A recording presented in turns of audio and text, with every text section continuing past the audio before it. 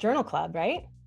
I guess so, yeah. I don't know what we're doing, but All Sarah's surprising me this time with this next one. right. Nope, don't even know what a journal club is. Hey, producer Potts, I've got something special for you today. Oh no, okay. So instead of you asking me a question from our Patreon or from our social media, we're going to do a journal club. Do you want me to explain what journal club is first? Yeah, because I have no idea Okay. what you're talking about. So all of the like grad students, like academic researchers who, well, I know there's lots of you guys who watch my videos. You're all going like, exciting, and everyone else is like, what? So this was something that I did all through grad school, all through my postdoctoral research fellowships. Like pretty much every research lab I know does this. My husband's an academic researcher. He does this with his grad students. And what it is we usually met once a week, but different labs will sometimes they'll do it once a month. And we would agree on one article to all read and all come together and discuss. And in some labs, there'd be one person responsible each week for like presenting the information in that article. That's how we're going to do it today. So I'm going to walk you through a scientific article that I think is really interesting. Go ahead and ask me questions. We're going to talk about this article and like the results that they showed, the limitations, right? Like all the different moving pieces of this.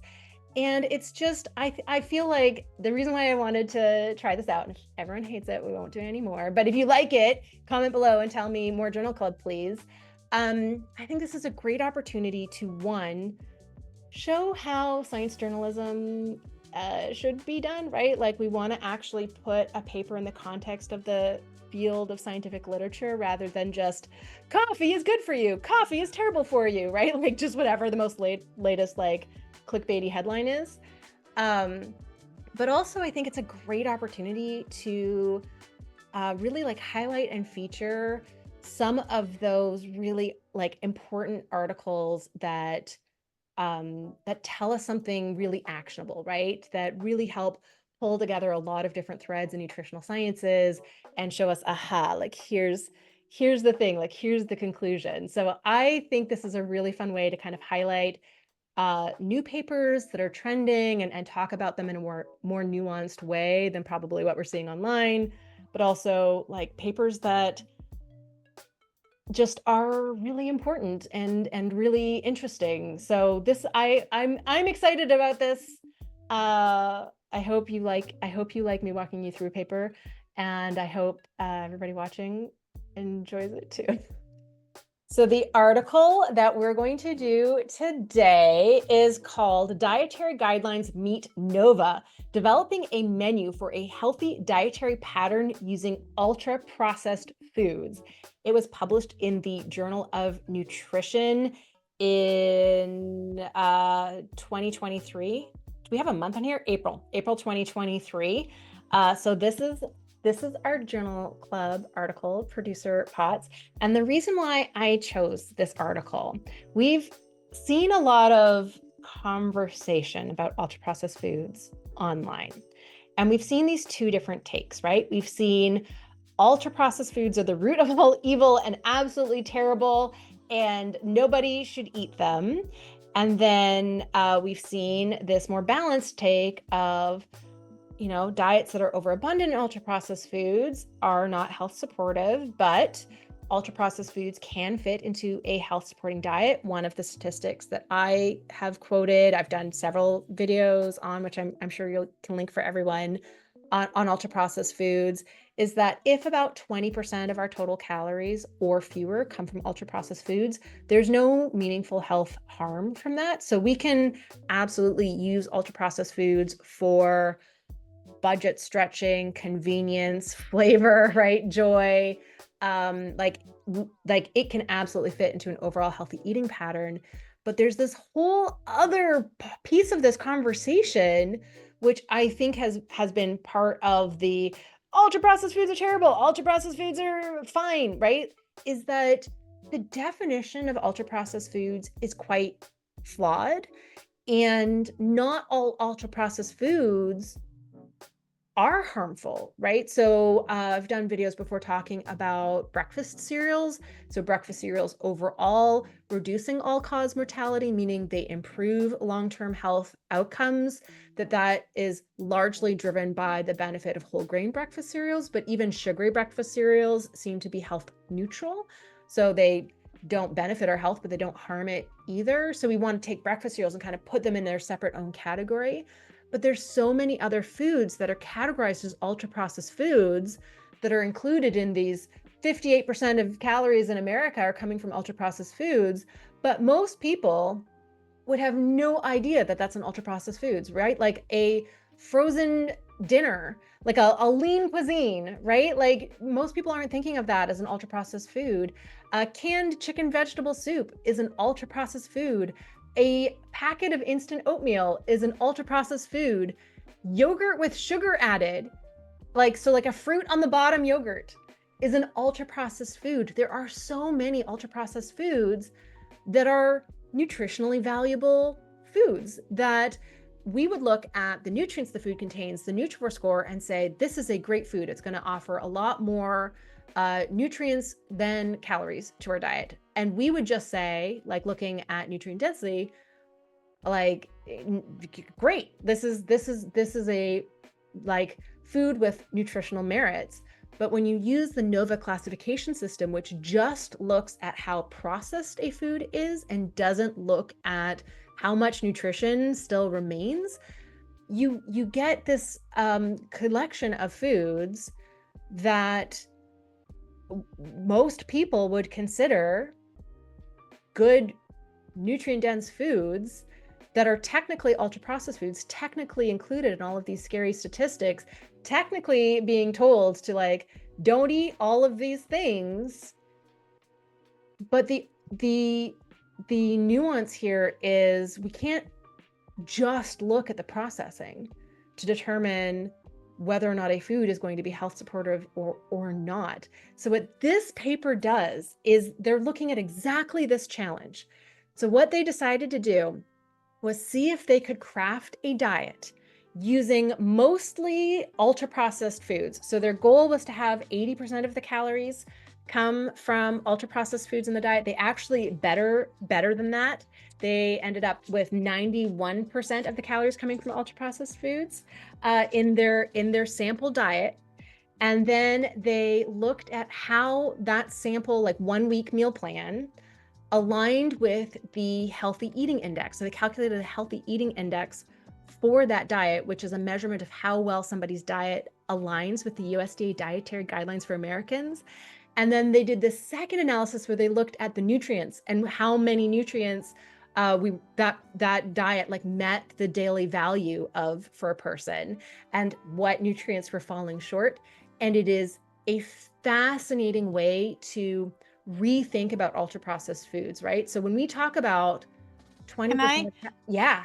Okay. Oh, okay. I have thoughts because you just made something click in my head. When we say ultra processed foods, like we collectively as a society, most people think candy and Doritos. right.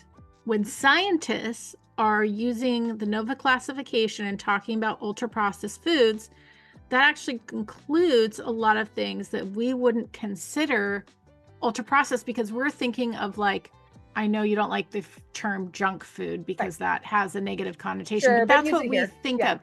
So we have health influencers that are quoting these statistics saying, look how much of the population is eating ultra processed foods and look how unhealthy we all are. It must be the ultra processed foods.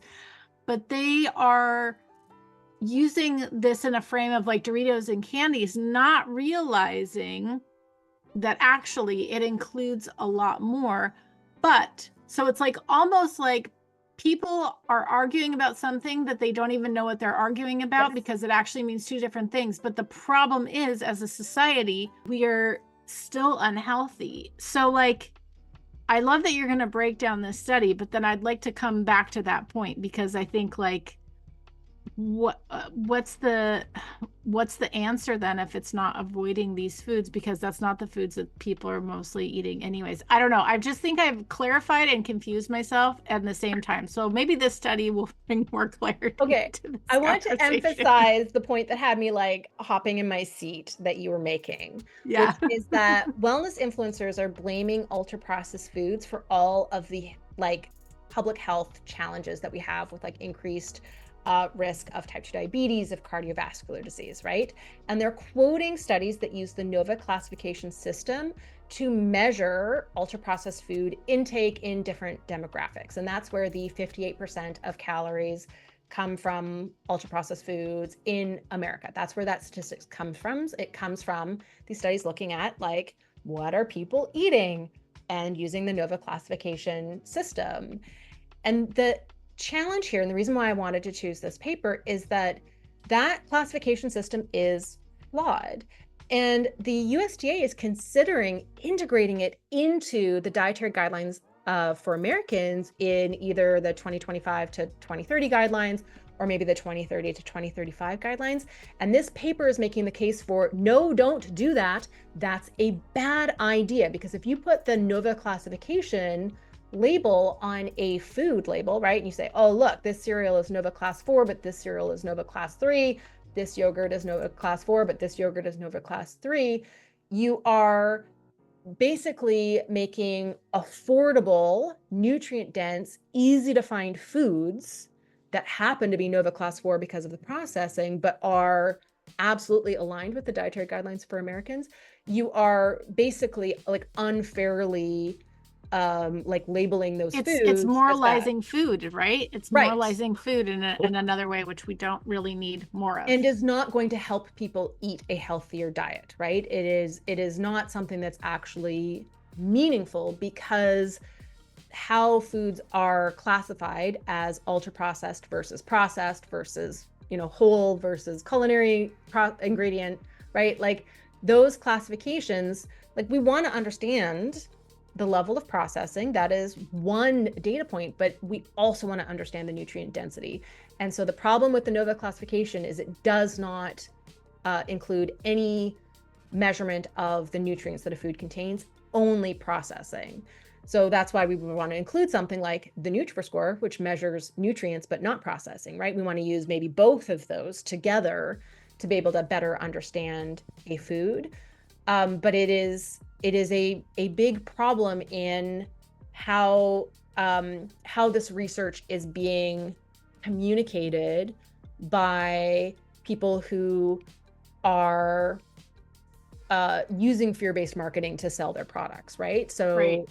this is a Or big they issue. say the unhelpful thing of just eat whole foods. Right. But whole foods are not universally accessible or affordable. And there's lots of ultra processed options that are healthy, which is what this paper shows. Okay, So, I'm excited. Let's dive in. okay, so let's start with how they chose the foods to use. So, one of the things that they did, because there aren't these like complete lists of the NOVA classification of foods, is they had two groups of experts. So they had independent experts who didn't see the rest of the study, and they gave these lists of foods to these two groups of experts and basically asked, what is the NOVA classification of this food? They provided some papers by the scientists who developed the NOVA classification that explained the reasoning so that these experts could say, this is NOVA class 4 by this criteria, or this is NOVA class 3 by this criteria. And then they also separately asked a group of experts, does this food fit within one of the food groups in the dietary guidelines for Americans, right? So does this qualify as a whole grain, or does this qualify as a vegetable, or does this qualify as a dairy product, right? So like, where does this qualify, yes or no? And then from those two lists of foods, they created another list of a couple hundred different foods It was approximately 200 food items. That was on both. So it was a Nova Class 4, so technically ultra processed by this group of experts. That was what they were determining, and aligned with one of the food groups based on the dietary guidelines for Americans by this group of experts.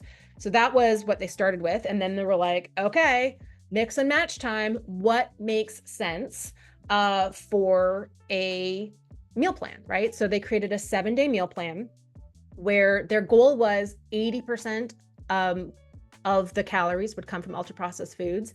They beat that. So they ended up with 91% of calories, I believe. Let me just double check.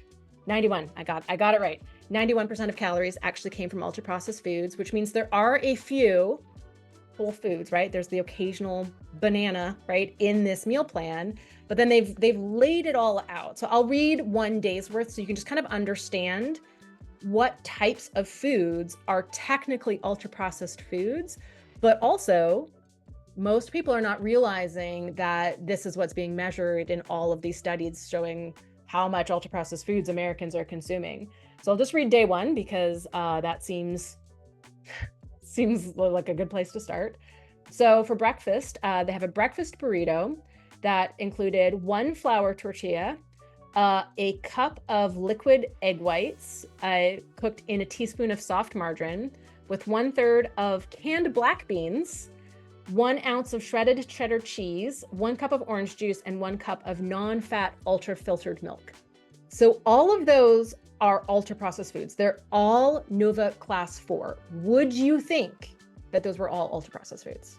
No, I mean, maybe like the margarine and the corn tortilla or flour tortilla, but like, wow. Okay. I'll keep going.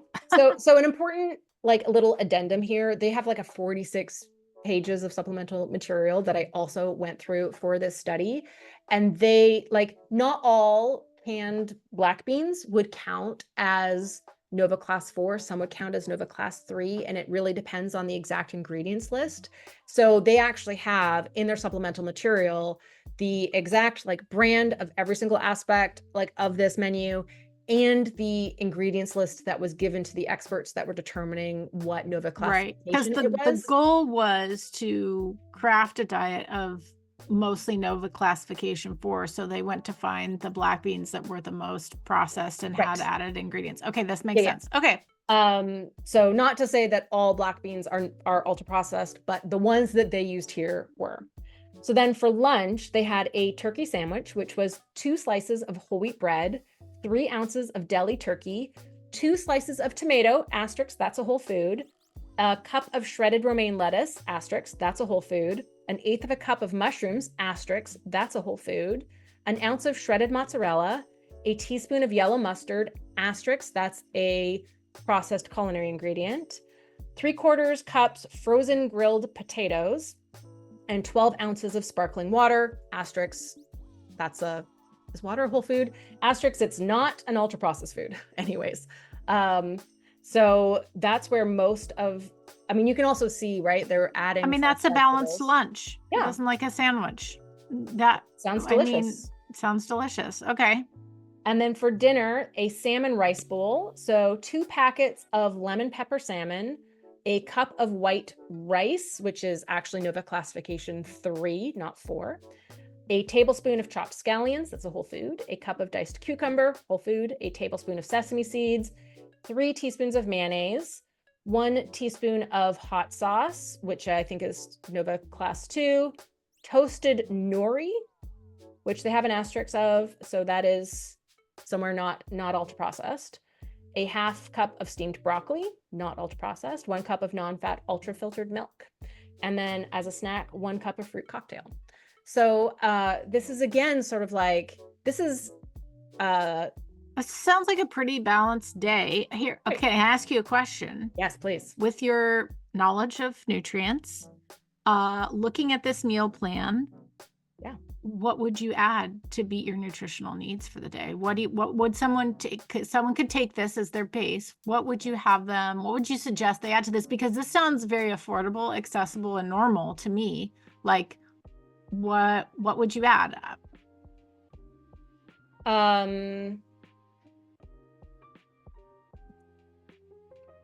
this is a really healthy day. There's only 1 tablespoon of sesame seeds, so you could maybe add, a couple of, other nuts and seeds to this day. But you've got vegetables pretty much in all of the families. You don't have very much cruciferous vegetable this day, but you've got mustard, which has glucosinolates. So you've still even got that covered.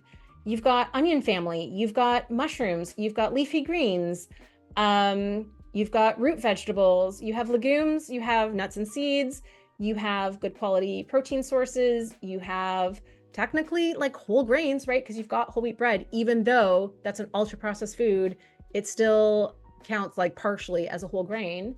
You've got some fruit. Like, no, I think this would be a great day. That's impressive. That's impressive. So, Yeah. I mean, here's the thing. So they did this study and they're showing that like you just read out, like that's how scientists would classify ultra processed foods. That's an example. I think most of us would agree that sounds like a pretty normal eating day. Like there's a few things on there I would change for myself personally, like Sure. the margarine, but other than that, I mean, like, and maybe I would swap out for a corn tortilla or something, but like tiny changes. The thing is, that is a diet of, like you said, like 91% of calories coming from ultra processed foods. But online, if you were to go online and say out loud, like we are in this video, that you could do this and meet your nutritional needs, people would ostracize you online, claim that you were a hack, wouldn't know what you're talking about. We have actually seen this happen to one of our colleagues recently. Right, because when people think ultra processed food, they think candies and Doritos. They're not thinking canned black beans. And I think the whole problem is we need to educate, or and not that we want to moralize foods, but like actually Doritos and canned black beans actually couldn't be more farther apart. So honestly, like you said, the Nutrivore classification that scientists are using is broken, but that's what's being quoted in these studies, right? So my mind is kind of blown and I think I'm confusing myself. Keep going. So I want to take a moment to like add a little bit more commentary here, which is that part of the narrative around ultra processed foods being like the root of all health problems is this sort of like classist, healthist assumption. So when you see 58% of calories in the USA come from ultra processed foods, the highest like quintile of people, so like the top, like the people who are eating the most ultra processed foods, so that top 20% of people who eat the most ultra processed foods, they average 80% of their calories coming from ultra processed foods. They also tend to have like the lowest like finances, right? Like they're the lowest socioeconomic status. So like there's systemic barriers to buying whole foods. But those statistics are including foods like this, right? But it's misrepresented as there are people out there getting 80% of their calories from candy and, Doritos and Big Macs, right? Like, right. And like you say over and over again, that diet plus lifestyle behaviors, right, that means plus sleep and plus activity only accounts for 40% of our health. So that also makes that number make more sense too. Yes. So I think it is these numbers are being misquoted, and I won't make a judgment on whether or not it's intentionally so, but to spread fear. And they're numbers that, right, this typically goes with the sales pitch, right? Like ultra processed foods are so terrible. That's why everybody has all these health problems, right? Healthist, fat phobic, right? Like statement of, shaming other people while making assumptions about them. And then buy my expensive thing, right? Buy my right supplement line, right? So this is why the nuance in this conversation is so important, because we want to make a high quality diet, which I think you and I agree that this is, right? This is a high quality diet. We'll go through the actual, like how much of a percent DV if the nutrients did this give. this is something that you could buy most of these ingredients at a Dollar Tree, right? Like, Right. this is Right. something that would be accessible to a much larger percentage of Americans than the, grass-fed meat, wild-caught salmon, all organic from a local farm picked that morning, fruits and vegetables, right? Like, this is why this is so important in the conversation, because when people feel like it's too hard to eat a healthy diet because the bar is set so high, they just don't try, right? Right. Like, we just did a series of videos talking about organic versus conventional foods, and we talked about what percentage of people who are afraid of pesticides in foods just don't buy fruits and vegetables, right? This is part of that same like narrative. Be afraid, be afraid. Here's your boogeyman. Here's your thing that we're all going to be angry at, and we're going to have, wrap this up in conspiracy theory. They're trying to make you sick, blah, blah, blah, blah, blah. Buy my thing, right? Going to make you afraid, buy my thing.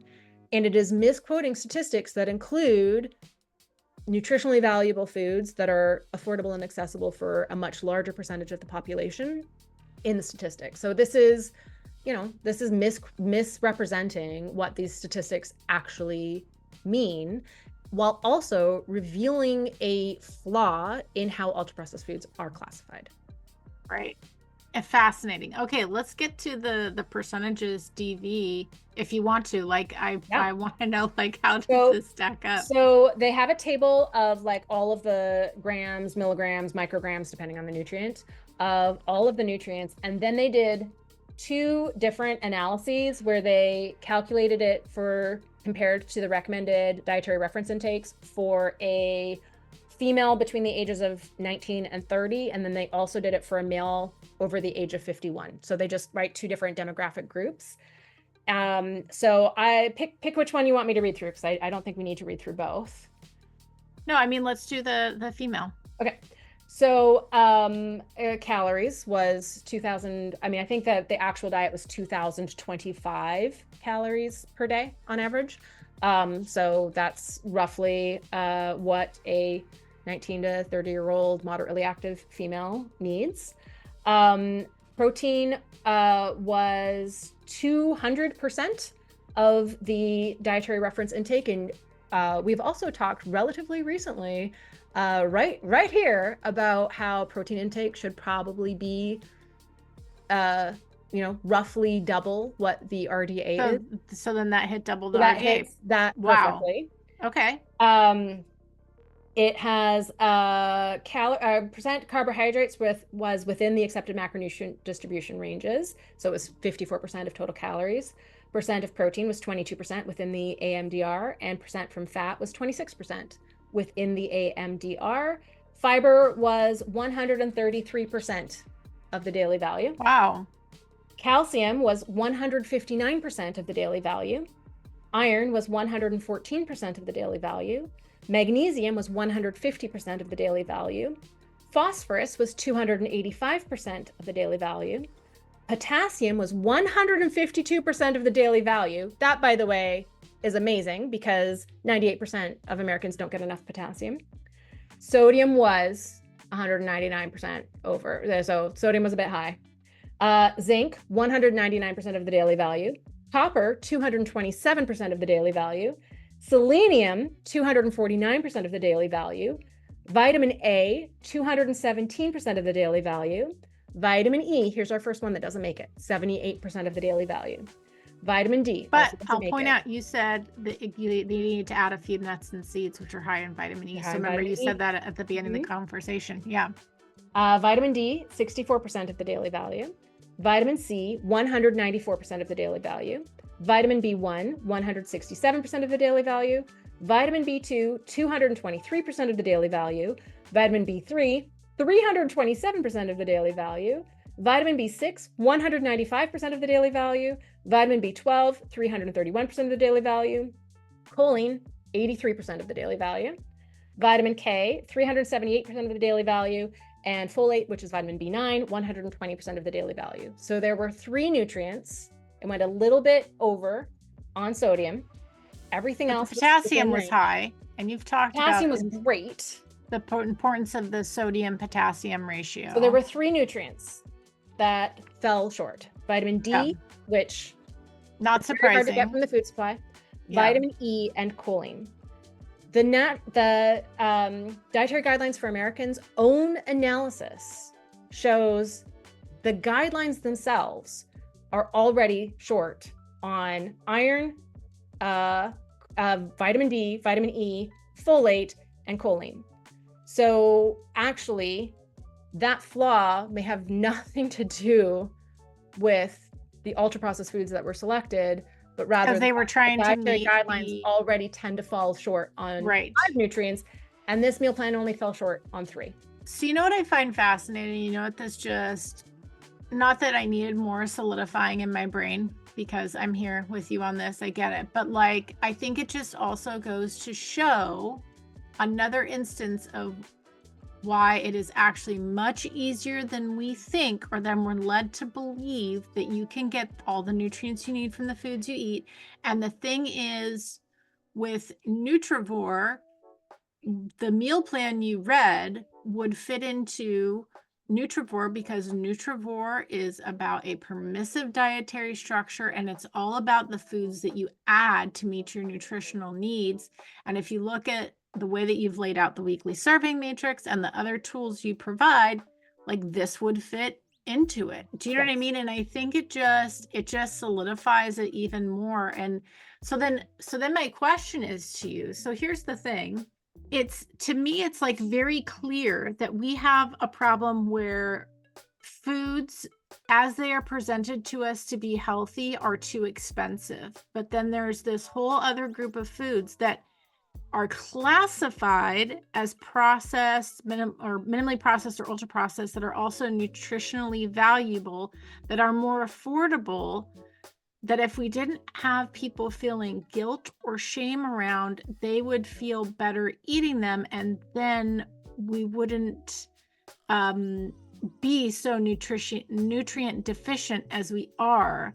So it's almost like the wellness influencers that are pushing this fear-mongering and healthism and perfectionism, everything has to be this way, are actually doing more harm in our society than they are good. And it's like, they wouldn't ever think that, because most of them aren't spreading misinformation nefariously. Right. Otherwise it would be disinformation. Most of them think that they are doing it in a way because they want to make their friends and family and the people they care about healthier, not realizing the damage they're causing to the majority of Americans that can't afford to live the lifestyle they do. Right. And my mind is just kind of blown. Yeah, you could imagine communicating the value of a menu like this by talking about, right, meal composition and how to have like a protein and a starchy food and some fruits and vegetables. You could communicate the value of a meal like this by talking about the additions, right? Like adding all of those vegetables, right, to your turkey sandwich, right? Adding all of those vegetables to your salmon rice bowl. You could communicate the value of the foods that are contributing the most nutrients to this meal plan in a way that's very focused on affordability, accessibility, and on addition, and kind of let the foods that you add that are nutrient dense and satiating naturally displace the ultra processed foods that aren't nutrient dense or satiating. And if you could communicate it that way, I think you would make it, you'd be framing it positively, which means that nobody would see it on the internet. But at the same time, you would be communicating a healthy eating pattern in a way that feels doable, right? It feels like I could do this. Now, we are going to talk about the limitations of this study. We're going to wrap up with that, because that's part of Journal Club, is to talk about what does this study not tell us. Right. But before we do that, I want to show you the graphs, and maybe what I'll do is I will show you, but I will also like put the picture up in post when I'm editing this video, so that it's just like a little bit easier for people to see. Because one of the things that they did was they calculated the healthy eating index. So the healthy eating index is a measurement of how well somebody's diet aligns with the USDA dietary guidelines for Americans. So it's out of 100. If you score like 90, I think they say 90 or above, or 91 or above, then it's like considered excellent, right? So they calculated how well their menu aligns with USDA dietary guidelines. So they calculated the healthy eating index, and they have these like really cool graphical representations that look like spider webs. Let's start with a visual representation of what a perfect diet according to the dietary guidelines for Americans would look like. So that would be a healthy eating index score of 100. So the visual representation, this might not make a lot of sense until we like look at the other visual representations of different diet patterns, but I want to start with like, this is the goal.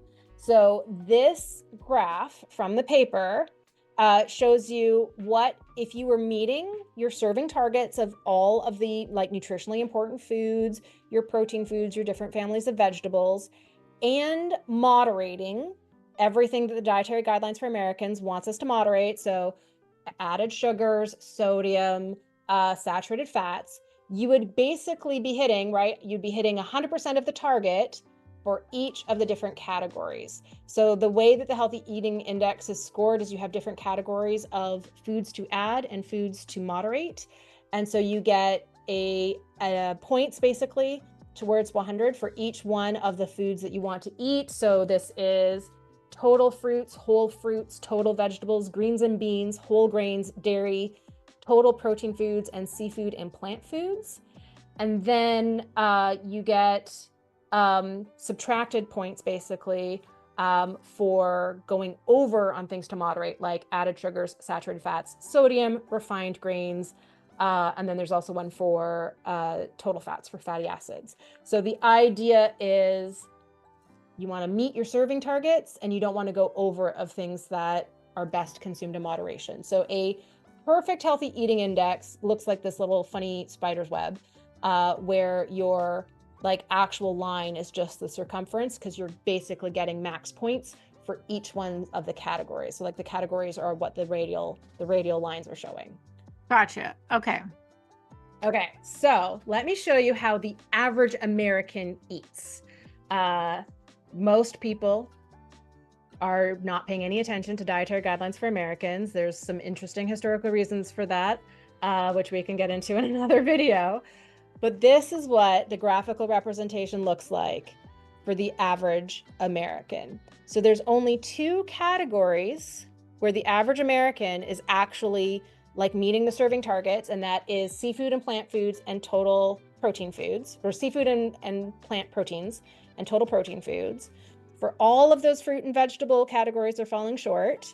And for all of the things to limit, they're going over. I'm just making sure I like pointed to them in the right order. I didn't. I pointed to the back. This is fascinating because if you talk to wellness influencers, they say the USDA dietary guidelines for Americans are not good enough. Correct. But like, if we look at that, most people aren't even meeting that. So it actually would be a good place for everyone to at least get to that. Yeah. And it's not because they're all eating quote unquote junk food either. Okay, no, this is fascinating. So the average healthy eating index score for all Americans age 2 and over is 59. That is our grade on the healthy eating index out of 100. Horrible. So is that a D? Is that a fail? And I mean, that also aligns with what you've said in the past, is that most people are nutrient insufficient. Yes. They're not getting what they need. So this directly corresponds to the very, very high prevalence, there being 4 essential nutrients for which 90% or more of Americans don't get enough of from their diet, and 10 essential nutrients for which half or more of Americans don't get enough of from their diets, because this is our average. So like, I'm working really hard to bring up the averages on those fruits and vegetables. Like, that's my personal contribution, right, to this graph. So let me show you how the meal plan of 91% of calories from ultra processed foods, let me show you how they fared.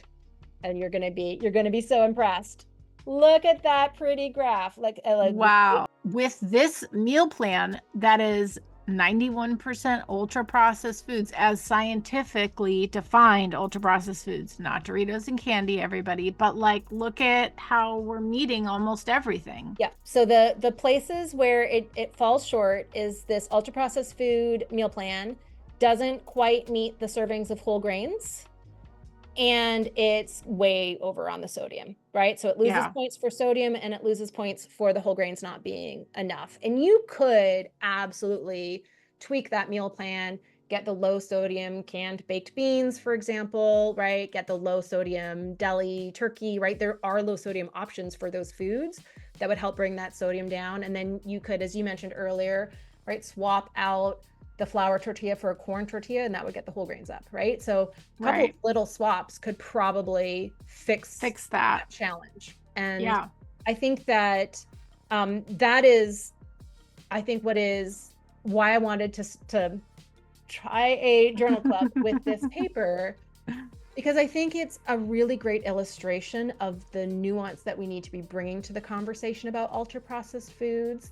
And, you know, as we just saw when one of our colleagues tried to have a nuanced approach and tried to talk about, you know, eating ultra processed foods every day and helping her clients understand, you know, what ultra processed foods to get that are nutrient dense, you know, she got so attacked on social media for trying to bring this nuance to that conversation. But like, here's the graphical representation of Right. why it's important to bring that nuance to the conversation, because you absolutely can craft a diet that is 91% calories from ultra processed foods that far surpasses in terms of meeting nutritional needs and aligning with USDA dietary guidelines for Americans, far surpasses what the average American is consuming. And when we can communicate that and say, hey, make these couple of little tweaks, focus on foods to add, we are creating a way of eating that is going to overall support health that is accessible and affordable. It's not intimidating,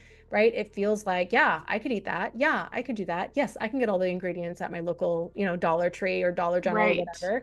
Right. And that's why just having this like big umbrella classification for ultra processed foods that only looks at processing and doesn't look at nutritional merits is too simplistic of a way to look at diet quality, right? Just like Right. we don't want to simplify diet to calories or carb grams or protein grams or fat grams or just eat these food groups and not these food groups. Like these ways of talking about a quote unquote healthy diet that are oversimplified don't actually help people improve their diet quality. And that's why also saying just eat whole foods doesn't help people improve their diet quality. It's just another way of making the barrier to entry that much higher. Right. Right. Wow, this was fascinating. I think this study is amazing. Okay, And I think it just so we do have to do the proper right. what are the limitations? What are the Always limitations? have to Yeah. do, this is a section that we'll Because always have to there, have. like you always say, nothing's ever black and white. Right. Everything lives in the gray. Yeah. So the primary limitation of this study is that it's purely theoretical. They didn't have people go and eat these diets, right? So they can't talk about, is this like, what's the satiety index of this diet, right? Like what, you know, how do people feel on this diet? They haven't done something where they've put people on this diet and then measured their blood pressure or their hemoglobin A1C, right? They haven't tested the long-term health effects of this diet. So this is purely a theoretical, can we craft a diet of mainly ultra processed foods that actually meets the body's nutritional needs and aligns with USDA dietary guidelines for Americans, right? But we don't have a real world part of this experiment. So that is one of the limitations, and that would be very interesting to look at. The other part of this is they did not address social, economic, or nutritional drives that may be responsible for greater purchase and consumption of ultra processed foods, right? So they didn't address other factors that go into food choice. They didn't look at, you know, the dopamine responses to ultra processed foods, the satiety responses to ultra processed foods. They do actually talk about Kevin Hall's study where he had It was the crossover study where he had, during one arm of the study, 83% of calories from ultra processed foods, and during the other arm of the study, 83% of calories from whole foods, and showed that while on the ultra processed food arm of the study participants on average ate 500 calories more per day and gained 2 pounds compared to 500 calories less per day eating whole foods and losing 2 pounds. So they actually talked about like where their study fits in with Professor Hall's, I think, really important study looking at how satisfying and filling ultra processed foods are on average, and actually say that one of the limitations of his study was that while he made the diets equal in terms of protein, carbohydrates, fat, sodium, I think, fiber, if I remember correctly, they didn't actually match the diets for nutritional composition. So can you, like, if your diets were actually matched for all of the nutrients that they've done in this analysis, would you still see that same difference in satiety? Right. And I think that's a really important question that we don't have an answer to, right? Like, Right. we do have this body of literature showing that when people eat more ultra processed foods, they tend to eat more. But we're really talking about the, Doritos and the candy that we've sort of alluded to this whole time as being foods that are really easy to overeat because they're addictively delicious.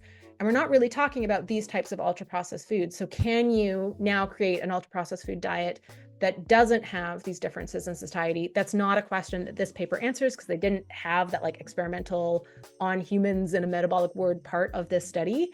But it is one of the open questions that this study calls to other people to help answer. So also, one of the things that we'll always try to add when we're talking about scientific papers is like, what's the next step? What's the next study?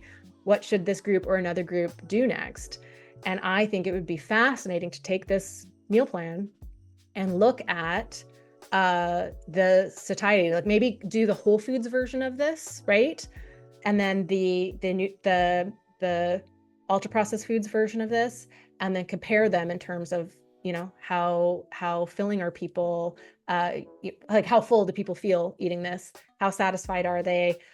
You could look at various parameters like blood pressure, cholesterol, glycemic responses, and see, like, does this ultra processed food diet actually work the way we would expect based on its nutritional qualities, that it looks like a whole foods diet, right? It looks, based on the nutrients it contains, based on how it aligns with the USDA dietary guidelines for Americans, it looks like a whole foods diet. So does it in practice work that way? And I think that would be like the really exciting next study to design. That would be fascinating. Sarah, this was so much fun. I really liked going through this study. This was interesting. And plus, it was just on a topic that's so polarizing. And like throughout this conversation, there was just like a light bulb moment of people are talking about two different things, and that's part of the problem too. And then we just need more curiosity and openness and understanding versus divisiveness and anger and outright things are black and white, because that's not how we live. We all live in the gray, and so Right. I think that was really valuable conversation to have around this study. So thank you for that. Thank you. I hope everyone liked it. Let us know and we'll do more.